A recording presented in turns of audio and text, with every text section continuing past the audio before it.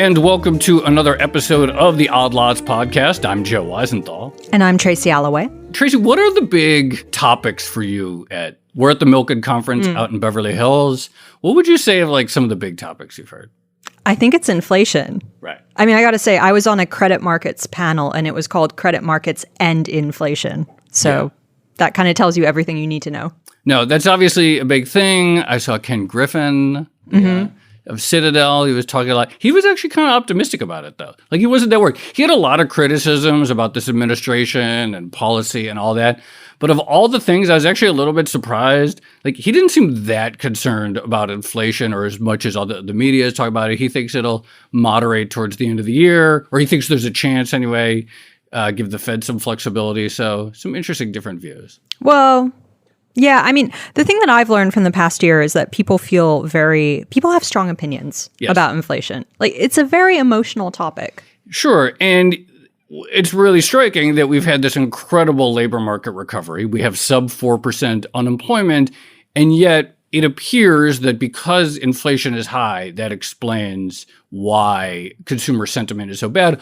Although I think there's more to it than just inflation. Well, so this is the other thing that I think we've learned, which we've talked about before, but it feels like more people care about inflation than people care about the unemployment rate. That's what it feels like to me, because inflation affects everyone, whereas the unemployment rate is this kind of abstract thing. You can go up to people and say, oh, unemployment is just 4%. And they'll be like, well, I've been employed for the past 10 years, and all I know is that the cost of living is going up. Yeah, exactly right. So even during periods of high unemployment, most people hold on to their jobs over a given cycle, but everyone kind of feels rising prices. And so there's sort of this political asymmetry. And you think about the Fed and it has to balance the two. But this is the first time we really see it appears anyway, that the high inflation is coming at a cost of consumer sentiment and so forth. Yeah, I think that's right. And of course, it's highly politicized and people look at different policies. And in particular, they look at, the Fed gets some of the blame and transitory shocks, but there's a lot of, ire directed at the fiscal stimulus, and in particular, that last round that Biden did after he was elected, and a bunch of people saying, oh, look, it's proved it's too much. That was way over. There was one line, and the other line was a little bit below, and that was the output. Wait. But then they spent trillions, and it's too much. When are you going to say modern monetary theory? Okay, so I'm waiting for it. Okay, fine. But let's just jump right in. Okay. So one of the biggest advocates, not of fiscal stimulus or spending per se, but in getting us to rethink what we can do with fiscal policy, of course, is Stephanie Kelton, who's known as one of the foremost advocates of this way of thinking, modern monetary theory. And she is the author of the book, The Deficit Myth. She is the co-host of the Best Ideas in Money podcast.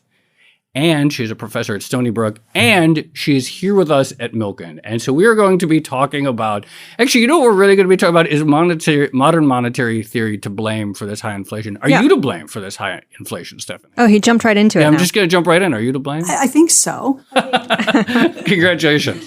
No, look, I think that you two probably more than anyone have well, no. I was just going to say have done deeper dives into this question over the course of the last 18 months, 2 years, or whatever. You have been chasing this story in a more sophisticated and persistent way than I think anybody out there, and you've, I think, really forced the conversation to shift. I mean, I've helped shift the conversation on some fronts, but on the inflation front, I really think you've helped to focus attention on issues of pandemic-related supply chain and bottlenecks. Nobody's done more to change the conversation around those things. So, thank you. This is going to be a double-edged sword for us, I think, if people start. Yeah. Anyway, go ahead. Well, look, I mean, so we have that. We've been paying a lot of attention to the drivers of inflation and thinking about inflation in ways that we didn't before. And frankly, we haven't really had to think about inflation for so many decades. To the extent that we talked about inflation, it was, how do we get it up? I appreciate that, by the way. But the sort of, it feels like there is sort of this revenge a little bit of the sort of the old school, the new Keynesian economists. And they're like, look, here's this line that's potential GDP. Here's this other line that's actual GDP. There was a gap between them. Biden spent too much money that was more than one line subtracted by the other line. Our models work. It showed inflation. So what is that a vindication of that style of thinking, like this sort of like vulgar output gap thinking? No, of course not. I mean, potentially getting the inflation stuff right, but for the wrong reasons is not vindication. Okay, so we go back to what is a more sophisticated way to think about why we ended up with the high inflation we ended up with. And of course, it's not just here in the US, but it's around the world. And you look at Europe and they're just right on our heels at 7.5% or so. So we know that countries like China, countries like the UK also are at 40-year highs when it comes to inflation. So it's a bit simplistic and I think wrong, frankly, to look at things like the output gap and say this is all down to pouring too much fire on an economy that didn't need that much fiscal support. Can you break it down for us a little bit more? How much of the current inflation or price increases do you think are due to demand versus supply issues and energy prices and things like that? Super hard to know the answer to that, Tracy. We were talking about that this morning on a panel that I was on with current CBO director, a former CBO director, and Jason Furman. We had exactly these kinds of conversations. I don't think anybody on the panel feels really comfortable dissecting at that level, half, a third, whatever. But we do know, and we have differences of opinion, to be sure, right? Jason thinks that more of the inflation is a result of the excessive fiscal support. And I think I put myself on the other side, which is that most of what we're still dealing with is, pandemic related and energy. And so I think that's, exactly where to put the numbers, I don't know. But when it comes to, where to lay the bulk of the blame, I still come down on the side of, pandemic and energy and now food, Ukraine. Yeah. Right. It feels to me, and again, you're the expert here, but it's hard to tell a story that, say, oil prices, which we know are a huge driver of all-in inflation, headline inflation, have something to do with fiscal spending. Yeah. Right. I mean, you could in reverse, though, right? When the pandemic first hit and largely things were shut down, oil prices did come significantly down. So there was some kind of a relationship between what was happening in the economy and that sort of thing. But yeah, you're right with respect to stimulus and the fiscal support. Yes, we got a faster recovery, thank God. We got vaccines faster than a lot of people ever imagined. I remember when early on we were hearing, Dr. Fauci say maybe 4, maybe 5 years. I mean, thank goodness that happened much more quickly. And so the bounce back happened sooner and the strength of demand. So some of that is at play as well. So one of the things that we talk about a lot on this podcast is underinvestment in energy production and infrastructure. And this is something that the Biden administration has been very vocal about as well. And in fact, Biden has suggested a number of times that the solution to high prices is more spending, more investment to solve some of these bottleneck issues. And I wonder how that fits into MMT in the sense that my understanding is in MMT, the constraint on spending is inflation. And now we have CPI at 8.5%. And we have people who are also saying, well, the solution to the inflation is more spending. How do you reconcile those two things?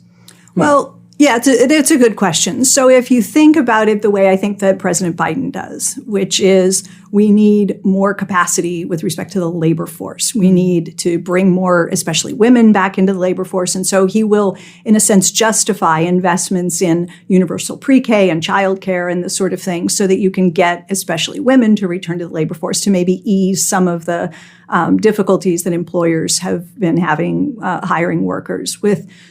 Computer chips, he's talking about the importance of reshoring some capacity with semiconductor manufacturing and building resiliency and all of that stuff. Now, you're rightly raising this question about how do you do that in a supply-constrained environment? If they want to do all of this infrastructure, and we've heard talk about, climate and the rest of it, you want electric school buses, you want to electrify the grid, you want solar panels and EV charging stations all over the country. Well, the question is, who's going to put those up? Who's going to manufacture? Do you have firms that can meet those orders in a timely manner? Do you have the supply capacity? And to the extent that you don't, you're going to have backlogs. You're going to have to wait to roll that out. So it isn't going to relieve a lot of inflationary pressure in the short term. And I think he keeps reminding us that these are sort of mostly medium and longer term investments, but maybe childcare helps a bit.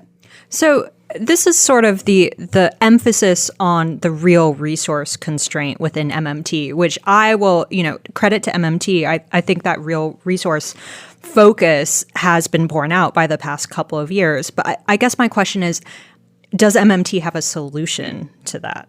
Like, what is the policy recommendation in this kind of situation? Well, it depends what you want to accomplish, right? Mm-hmm. If you're thinking about the kinds of things that worry me the most in some respects, which is the climate crisis that we're facing, then I think what you need to do is sit down and draft a program. And it's going to be a long-term program. It's going to be a 10-year or a 15-year or whatever program.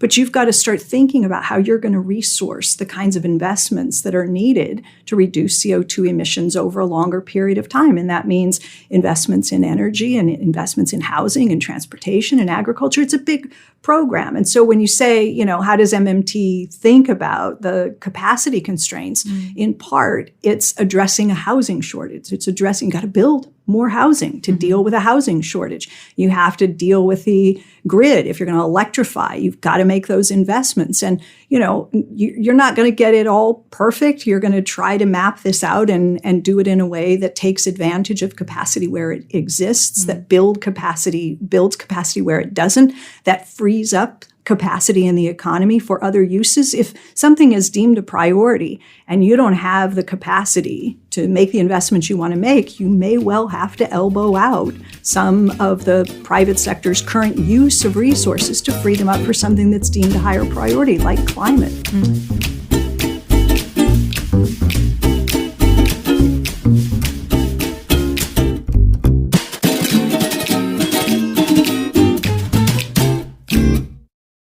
So the way we're actually in this country attempting to deal with inflation is through rate hikes and the Federal Reserve. And there's all, people like, well, what is the Federal Reserve? How is that supposed to fix supply chain bottlenecks? And everyone knows it can't, and et cetera. And most people seem to also have this view. It's like even the advocates of monetary tightening, it's a blunt tool. It's not the most amazing thing, but okay, that's what we're going to do.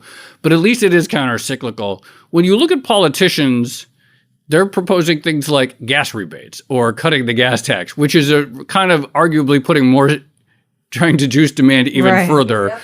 It's not, I don't find like that very encouraging. And so like one of the good things I think about the MMT view of thinking is I consider it to be democratic and not outsource demand management to the Fed. But on the other hand, I look at what politicians, their response, and I don't exactly feel encouraged by how they're thinking about dealing with a period of high inflation. And so should that give people pause about the MMT political economy such that when we hit high inflation, in many cases, the first instinct of politicians is to even juice spending or to spend more or? Well, okay. So you raise this, the gas tax thing, and that's a pretty modest. I mean, we're talking about a few pennies, really. It's like 10. I don't think this is going to lead to a big burst of inflationary pressure. And of course, alongside that, what at least Democrats are also talking about are, trying to move another package through where President Biden is explicitly referring to this as a package that would be deficit reducing and therefore helping to bring down inflation. Right. So you are actually hearing, now I may not agree with that, okay, but you are hearing politicians say we ought to pass this legislation because it will actually help us to deal with inflation. So, you can say I don't trust them to do it, but the truth is they are actually trying to do exactly that. But just to broaden it out a bit, this has been one of the classic critiques of MMT, which is that, okay, you can change the narrative and make it so that people don't think that, the budget in and of itself is the constraint on fiscal spending. But then you still have the problem of politicians having to agree on whatever the policy is that we're going to enact. And to be honest, recent history in Washington has not been conducive to consensus. You still have to build that consensus, even if you say, well, the budget is not unlimited, but bigger than maybe we think. And so I don't know, if anything, it feels like that issue is still lingering. Consensus is lacking in DC, to sum it up. Sure it is, but I don't know that this is in recent years kind of a thing. I mean, this is the name of the game. If the votes are there, the legislation passes, and if the votes aren't there, the legislation doesn't pass. And so MMT doesn't solve the political gridlock and that sort of a thing. What it does do, though, Tracy, I think is as you said, it recenters the debate. So instead of, approaching something and saying, all right, we want to do $1 trillion of infrastructure investment, and we know we have to pay for it. We're in the old framework, right? We know we have to pay for it. So we're going to couple the proposed spending with a whole slew of tax increases to generate revenue. So we can go to the Congressional Budget Office and say, look at our legislation, give it a score, tell us if we did a good job keeping it all deficit neutral. And it turns out, and we've seen this with Build Back Better, right? It's really hard to get the votes when you have to convince your colleagues in the House and the Senate, not just to vote for your spending priorities, but also to vote for the increase in taxes that you think are necessary to keep it all deficit neutral. And what MMT does is say, sometimes you don't have to offset the spending. Maybe offset half of it. Maybe you don't need to offset any of it, And so you can then maybe have an easier time gathering the votes to make investments because you only have to win one fight instead of win that other fight as well. I'm a little bit confused still about the role of taxes in inflation management, because one thing that you hear is like, well, this would be a really good time to raise taxes on the rich. That's a politically popular thing. Maybe it marginally diminishes their spending power. That eases some strains on the economy. Maybe not just the rich, maybe the upper middle class as well. Is there a role for taxation in inflation management, and how do you think of it? Because I feel like a little bit confused on this topic. Okay, well, taxes function to remove purchasing power from somebody's hands, right? Every dollar that's taxed away from you is a dollar you don't have and, can't turn around and chase after some good or service in the economy. So taxes function to diminish one's purchasing power. But there are other ways to do that as well. So the role of taxes in MMT, first, there's an origin story, right? If you wanted to start up a currency from scratch, taxes play an important role. And we saw that with the euro. The euro is a currency that didn't exist prior to January of 1999. And then because the government said, okay, after this date, we're going to start spending only in this currency and we're going to require taxes be paid in this currency. Well, lo and behold, you switch over the monetary system and now you have the euro. So, creating a demand for a currency is one role of taxes. Another role is, inflation. If you simply spent the currency and never taxed any of it back again, then you would, put too much purchasing power into people's hands, and the result would inevitably be inflation. So one thing that taxes do is allow the government to both spend its currency into the economy, but also recover a portion of it as they tax some of it back. But can tax policy be used counter-cyclically? And is there a role for it's like, hey, inflation is high, now is a good time to raise taxes? Well, the Democrats are trying to do that now, actually. But taxes are already counter-cyclical, right? Tax revenues increase automatically as the economy grows, and they drop off in a recession. And so I guess you're asking about discretionary, right? The discretionary use in order to battle inflation. It's been proposed in the past. The Federal Reserve building is named after Mariner Eccles. And if you go back and you listen to the kinds of things Eccles was saying when talking about how to bring down inflation after the war, or during and after the war, Eccles was saying we should use taxes to do this. So it's not a new idea. It's not an MMT proposal per se. Could it work? Could it function to reduce inflationary pressures? Yes. Is it practical to adjust taxes in real time to try to battle ex post inflation, like after it happens? And the answer is probably no. Maybe you can get the votes to raise taxes when inflation is high, and it may help to reduce inflationary pressures, but it's certainly not the frontline policy prescription for reducing inflation in MMT. Basic question here. What is the right way or the ideal way to reduce ex post inflation? All right. So this is the way I always have tried to say this. There is, in my mind anyway, no one-size-fits-all policy response to inflation. You have to look under the hood. If I were to walk down into my basement and find it flooded with water, I know I have a problem on my hands, but I don't know why. I don't know if a kid left a sink running, if a toilet overflowed, if the dishwasher's leaking, if a pipe burst. Before I know what to do, I have to figure out where the source of the water is coming from, what's causing the problem. Right. And that's how I think about inflation. If it's, and we were talking earlier about energy, right?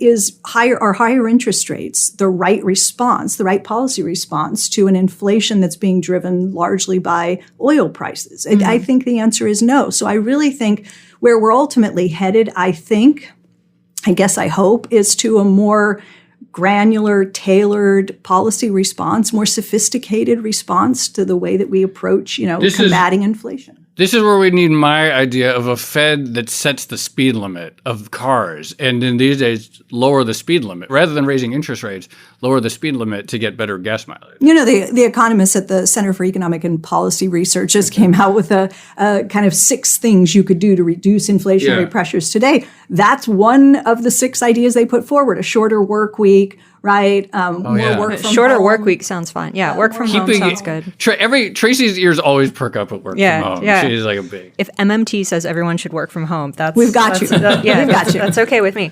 But actually, on that point, can we talk about the job guarantee portion of MMT? Because I mentioned this in the intro, but it feels to me that given everything we've experienced now, that inflation seems to be a more salient issue for people than unemployment. And, maybe if unemployment was at 10% or God forbid 20% or something crazy like that, more people would obviously care, but a greater proportion of those not directly affected would care.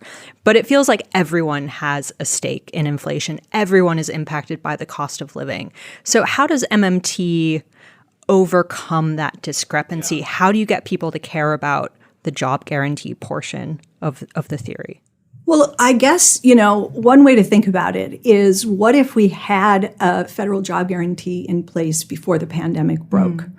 And instead of, 22 million people lost their jobs in the first 2 months of the pandemic or whatever, and Congress sort of panicked because we didn't have kind of institutions in place to absorb and deal in a more focused way with the unemployment and the, economic fallout. So suppose we had a federal job guarantee in place. Then there would have been, less, I think, panic and pulling out the bazooka, the money bazooka, and just spraying it across the economy and saying, we got to blow a bunch of money into people's hands because we don't know what else to do. You could have employed people directly, and it would have been targeted as opposed to this much more, untargeted. You would have response. had the infrastructure already in place. You would have had it in place, and the money would have gone right to where it was needed. You wouldn't necessarily have had to send large checks to almost everybody. And maybe to the extent that doing those kinds of things help to fuel some of the inflationary pressures that we're dealing with today, people could be persuaded by saying, look, we don't want to end up there again. I like the bazooka. I thought it was great. It just sprayed all that money around. And we went from what was going to be one of the worst downturns ever to the fastest recovery in history. Yeah, actually, there's no question, right? It is true, right, that we did have the fastest economic recovery in recorded history. So you got to give some credit to the policy response this time, especially as compared to 2008, 2009. I've seen Stephen Mnuchin around the conference we're at, and I keep trying to, I haven't gotten close enough to invite him on Odd Lots, and we can talk about how great that was. But in all seriousness, looking back, setting aside the idea of it would have been nice if there was infrastructure in place. Looking back at the various rounds, and there was the CARES Act, right? Yeah. And and then Biden's ARP, right? Well, there was the CARES Act in March of 2020, and then there was the $900 billion consolidated spending bill in December of 2020, and then $1.9 trillion in March of 2021. So $5 trillion in 12 months. So looking back at those 3 big bills, just from what we know now and where we are, in your view, are there lessons to be learned about how they might have been structured differently? So in a perfect world, right, you would run legislation through a sort of rigorous scoring process, if you want to call it a scoring process, instead of asking CBO, tell us the budgetary impacts of what we're about to do. You want to have somebody on the outlook for inflation risk, and you want to have somebody taking a look at what it is you're proposing to spend and looking to mitigate inflation risk ahead of time. That's the big advantage, I think, of MMT, is that when it comes to inflation, the goal is to preempt it, not to chase it on the back end after you've caused the problem, but to avoid inflationary problems, partly through a job guarantee, but partly through changing the way that you evaluate legislation prior to voting. Now, having said that, I said we're in a perfect world, and in a perfect world, you'd also have perfect information. Mm-hmm. So you would be able to see the Delta variant coming, and you would be able to see the Omicron variant coming. So when I think about it, if you had been able to tell lawmakers, let's say you take Larry's story to them and you say the line goes here and the other line is here, and this is going to be too much, but also you should know a Delta wave is coming and an Omicron wave is coming. Would lawmakers have wanted to err on the side? Remember, everybody originally said it's better to do too much than too little. Yeah. So maybe if you had perfect information about what was coming, lawmakers might have still preferred to take the risk of going too big. We just don't know. And this was also the criticism of 2008, 2009, was that we didn't actually do enough. But so one other thing that people are talking about quite a lot right now is the idea of the dollar and its place in the global financial system and America's enjoyment of reserve currency status. And this has also been one of the sort of tangential criticisms of MMT, which is that it might only work for a country like the US that enjoys that reserve currency status. Maybe it's not so well suited to emerging markets. And I know you have strong opinions on this, but I'm just curious, how are you thinking about that aspect of it at the moment? And what's your response to people who say, well, the inflation that we're experiencing, and it just proves that the dollar is on its way down, or that America's reserve currency status is somehow in danger? Well, I mean, I don't know. I'm looking at the dollar versus the euro versus this is pretty hard to make that argument right now. But it's not, I don't think, Tracy, that I have strong opinions about EM. Mm-hmm. I think that for a lot of EM countries, they don't enjoy the kind of capacity, to spend that a country like the US or Japan or the UK or Australia or Canada does. And it's, of course, not just the US, because you look at what even countries across Europe this time as compared to last time. This time, European countries, even those that are on the euro, enjoyed basically the full backstopping of the ECB. Mm. It was almost as if the ECB restored monetary sovereignty to all of these countries and just basically said, we have your back. We're not going to let yields blow out. Go and spend what you need to spend, deal with the pandemic and the economic fallout. So it's not just the US that can do these things. Mm. Every European country could basically spend whatever was necessary because they enjoyed the backstopping of the ECB. The UK did a lot of fiscal, Australia. And so, but emerging markets are definitely different. You got a lot of dollar denominated debt. You're dependent on energy and food and other, critical items to import. You're not necessarily going to be able to get those things, and you're in a different spot. Right. This was Fidel Kaboob's argument when he came on here, which is that actually MMT, when applied to emerging markets, is about building up that independence, that fiscal independence. Capacity. Yeah. When I think about like the last 10 years, or 2009 to 2020, roughly, obviously incredible ascendant. MMT was around for long before then, but the conditions were very right for the message that we were underutilizing our fiscal capacity, and we had elevated employment. Elevated unemployment. We know ex post facto that the unemployment rate could drop for much further than economists thought, and it's like, oh, this is full employment. Then it just kept going lower. So like the conditions were very good in the post-Great Financial Crisis for MMT to have like a big impact, and for this message that we are underutilizing these policy tools that we have available. I think like regardless of why we have inflation or et cetera, it feels like now it's going to be like MMT on hard mode. And it's going to be these questions about like, how do you build port capacity? How do you build sustainable energy capacity? How do we build electrical grid capacity? it feels like these are going to be the really tough questions of the next decade. And I'm really curious, like from your perspective, how are you aiming to have MMT thinking inform these conversations? Well, at least that's the proper question. So we've shifted the debate onto this new terrain, and you hear, Secretary Yellen going and giving speeches before the World Bank just recently and saying, what the administration's basic macro approach is modern supply side economics. And the shift that she's talking about there is exactly what you're talking about, building capacity and dealing with supply side, right? Reshoring and building resilience and all that sort of stuff. So I think MMT can play a role in that. And we're not quite there in the sense that for Janet Yellen and the way she's talking about it, you still have that adherence to the idea that everything needs to be deficit neutral. Sure. And that keeping it deficit neutral is tantamount to keeping it inflation neutral, which it is not. But at least we're starting to focus on things like how do we make the investments in ports and childcare and all the rest of it, semiconductors and so forth. How do we get there? How do we get there?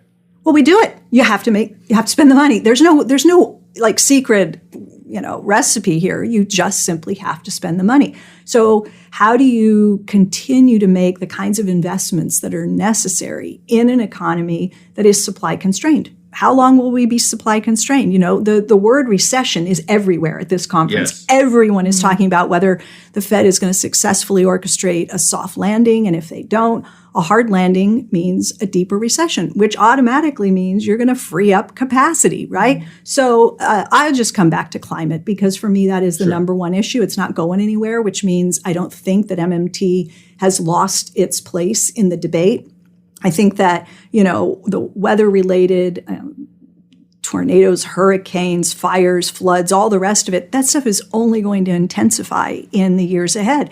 And we have to spend and we have to make the investments. And so MMT gives us, I think, the confidence to know that there is a path to get there. One thing that just really struck me, I mean, obviously there are these sort of like big macro factors driving the inflation we're seeing, but we also have had a lot of droughts. And the U.S. corn planting season right now is dismal. And that's a problem. And there's, droughts in Brazil that have affected. Or India and its wheat crops. And the heat. Yeah. And so thinking about the connection between climate and weather and the inflation in food that we're thinking right now is pretty real.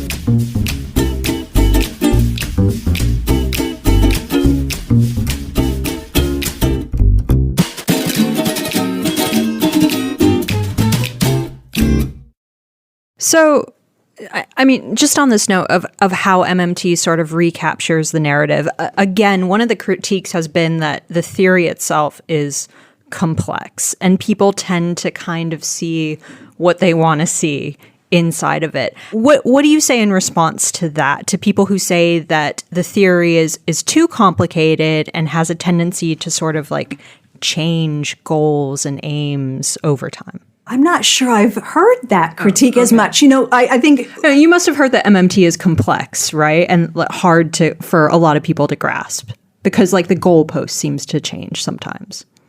No? Okay, well, I've heard people make accusations about goalposts and so forth, but I think, I guess I'm used to hearing people say it's almost too obvious and too simple. Yes, I've heard that one too, just to be clear. So when it comes to the complexity, can you just help me by...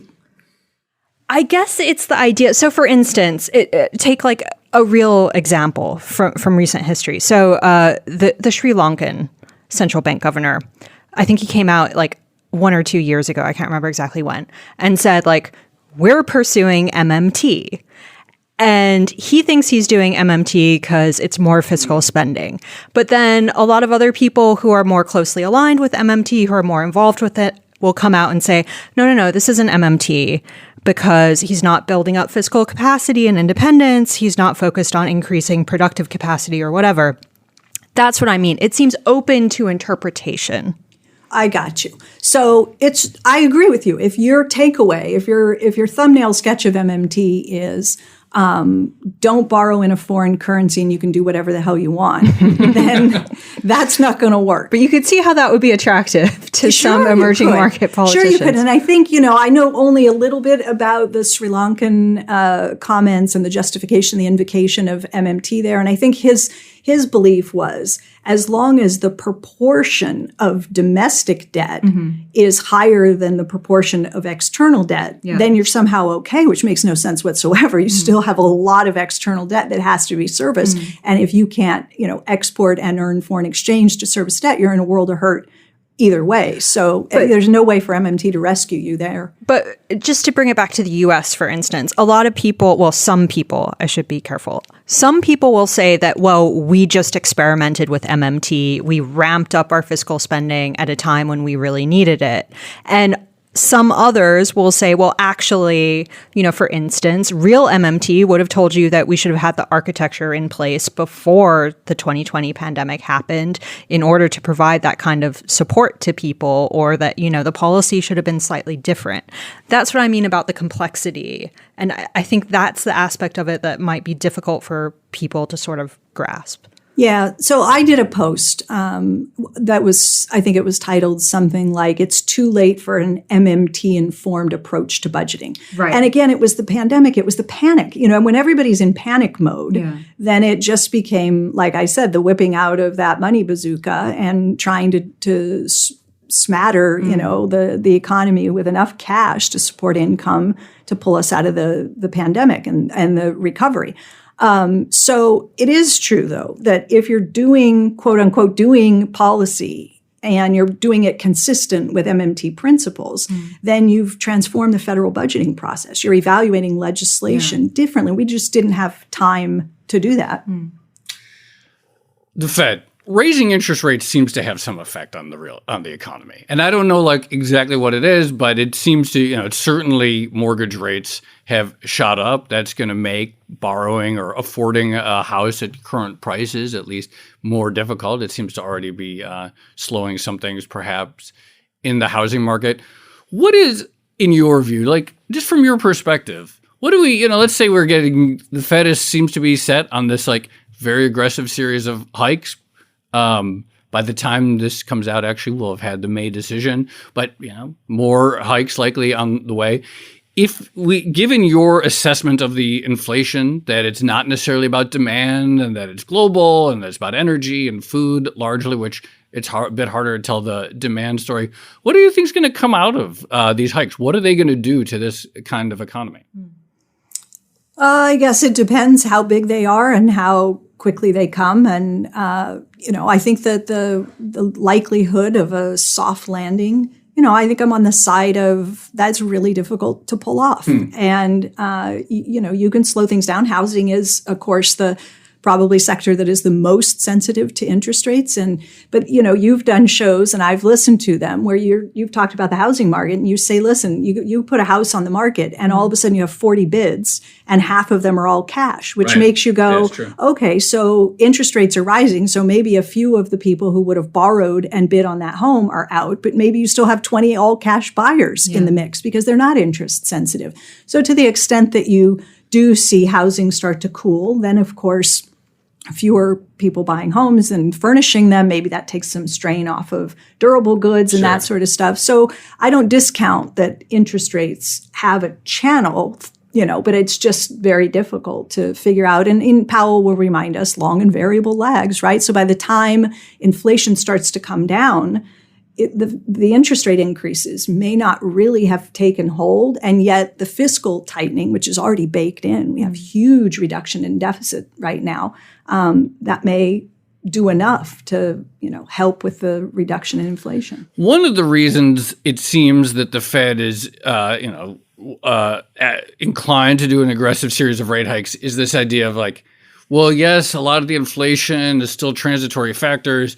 Maybe it's still related to the pandemic and now, of course, the war or the new lockdowns in China. But it's too late, and we're worried about the inflation expectations genie coming out of the bottle. And that if you just let inflation get too high for too long, regardless of why, our expectations become unanchored, and then we have a decade of high inflation just because expectations. And I'm curious, Do you assign any significant force to this idea of like the expectations channel? I don't assign a big force. I mean, I won't say that I discount it entirely, but the idea that there is this dominant channel through which interest rates work, which is through inflation expectations. I'll put myself on the side of Philip Rudd, who I think wrote that paper that got a lot at attention. Was it the Richmond Fed? I think it was actually the Fed. I think it was like the main. Fed. Okay. Yeah, I think it's the Fed. Hit the Fed. I think a lot of it is economists sort of hand waving because most of the old theories seem to have stopped working. Most people don't put a lot of cred in the idea of a NAIRU, or maybe a Phillips curve sort of fell out of favor when the data stopped working. And so people just sort of turned to this other way to explain inflation and said, well, it's mostly expectations channel. This is what's the driver. So just on this topic, there are some people who in early 2020 or maybe mid 2020, I'm thinking specifically of Larry Summers, but Larry Summers came out and said like, this is way too much. We're going to get massive inflation. And he's been doing victory laps around that thesis. And, technically he didn't actually say we're going to have massive inflation. He said there's a 1/3 chance of having lots of inflation. So he was certainly one of the louder voices of concern. Absolutely. And so, people are giving him a lot of credit for seeing these price increases. What did he get right in that scenario, or what did he see that other people maybe didn't? Well, inflation went up. Right. It can be a case of right for the right reasons versus right for maybe the wrong reasons. And I'm not sure that I heard Larry articulate back in, January of 2021 or December when the debate was really heating up over this $1.9 trillion COVID package. I'm not sure I heard him talk about, housing and energy and food and, it was this sort of line goes this way and the other line goes that way. And the gap is such that we're pouring too much in. I think that I had a piece out in April of 2021 in the New York Times. It was a fairly long op-ed. And it was all about inflation. And so it wasn't as if inflation wasn't also on my radar and others. But what I think we were thinking about it in different ways.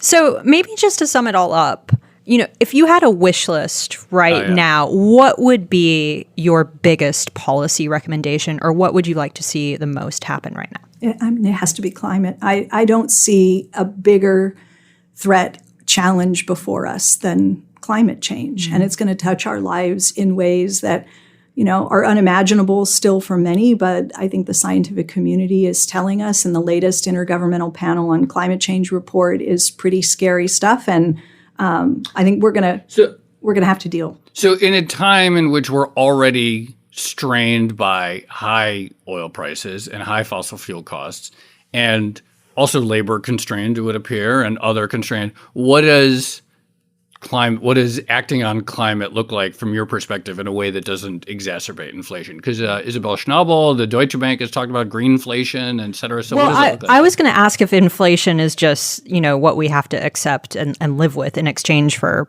healing the climate or fixing the climate change problem.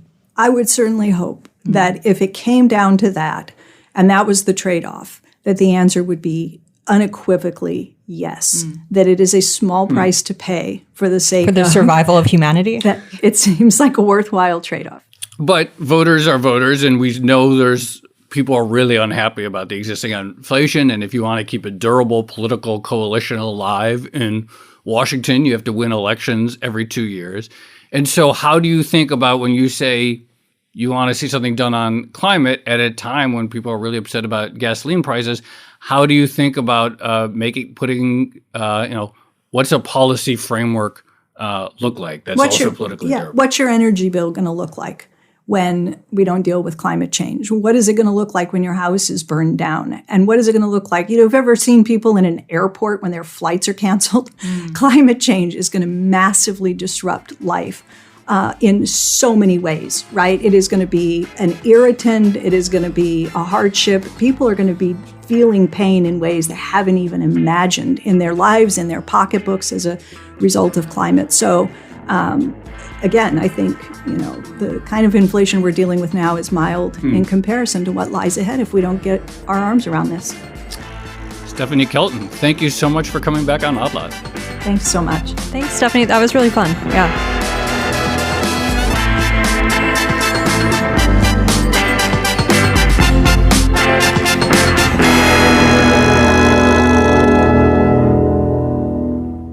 Obviously, I really enjoyed that conversation. Something I was thinking about just in general with inflation more broadly is things have really started to normalize in the United States from a pandemic perspective. There really are very few restrictions on anything. Now, of course, there's still, the awful war that's happening in Ukraine, and there is the ongoing lockdowns that are happening in China. But to the extent that inflation is sort of pandemic related, I kind of think now is the period where we're going to find out. Is it start to cool down as things normalize, whatever that means? Or is there some other force that continues to push it extremely high? I think there's a pretty pivotal juncture here. The moment of truth. Kinda. I think it is. Well, the other thing, and we've spoken about this before, but in retrospect, maybe transitory wasn't the right word to use to describe what was actually pandemic-related inflation or narrow inflation versus broad-based inflation, something like that. And it does feel like by using that word, the Federal Reserve basically put an expectation in that this would be something that lasts 3 months. Over by the end of 2021. Right. Yeah. When actually, to your point, it's only recently that a lot of these pandemic-related restrictions are starting to go away. The other thing I would say, and this is sort of a big picture, theoretical, philosophical question, is I feel like a lot of this MMT debate boils down to relative versus absolute gains. And this kind of comes to the inflation point, right? It's easier to get people riled up about cost of living than it is about employment. And on the other hand, a lot of it also comes down to short-termism versus long-termism. A lot of these policy recommendations absolutely make sense for big long-term problems like climate change, but sometimes it's hard to get people to think beyond what are my bills going to look like for the next month? Yeah, and I thought your question was was really astute on that matter about the sort of disparate impact of employment versus inflation, and everyone experiencing inflation, only some people at any given moment experiencing unemployment. The one other thing, and this is just my personal opinion, but the one other thing is so much of the MMT message has been co-opted and then claimed that this is always how we thought. It's we always knew that real resources were the constraint. We always knew X or Y. But I really feel like that's very relevant now. And Stephanie, of course, mentioned Janet Yellen and the sort of new supply-side economics, progressive supply-side economics. You have liberal pundits like Ezra Klein talking about the new supply side. But this idea of, well, if the constraint is on the supply side, then let's build out the supply side is this core MMT idea that now a lot of people are talking about. My most MMT leaning opinion or recognition this year is, and we've said this, I think we've written this, but the idea that any problem that can be solved with money isn't actually a big or real problem. Yeah. That, it's a very MMT thing to say, but I think that's something that we've learned over the past couple of years. Yeah, if you can write a check to solve it, it's not that big a deal. Fortunate. My most real MMT view, actually, I'm not going to say. I'm going to wait. It's too hot for air. So I'll tell you after we hit record. Wait, an MMT view that's too hot for air? Yeah, that I can't say. Wow. So. Okay. All right. Sorry, Odd Lots listeners. Shall we leave it there? Let's leave it there. This has been another episode of the Odd Lots podcast. I'm Tracy Alloway. You can follow me on Twitter at Tracy Alloway. And I'm Joe Weisenthal. You can follow me on Twitter at The Stalwart. Follow our guest, Stephanie Kelton, at Stephanie Kelton. Follow our producer, Carmen Rodriguez, at Carmen Arman. Follow the Bloomberg head of podcasts, Francesca Levy, at Francesca Today. And check out all of our podcasts at Bloomberg under the handle @podcasts. Thanks for listening.